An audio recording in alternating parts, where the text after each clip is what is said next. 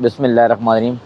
आज हम आए हैं अपनी टीम के साथ F6 में और यहाँ पर आपको बताएंगे कि यहाँ पे जो है ना गाड़ियों की चेकिंग कैसे होती है और हम कोशिश करेंगे कि बड़ी गाड़ियाँ ज़्यादा रोकें, ताकि लोगों का एतराज़ होता है कि वो आप बड़ी गाड़ी नहीं रोकते हैं।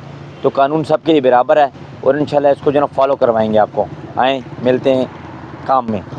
जी क्या मसला है? अस्सलाम वालेकुम। क्या हाल जनाब, ठीक हैं? खैर ठीक हैं? खैर खरीद से हैं? ये देखें ना, ये टेंट है। मैं ये नहीं कह रहा नहीं, जी, लेकिन देखें ना, मैं रात में भी दिख रहा हूँ। नहीं रात में देखने की बात नहीं है।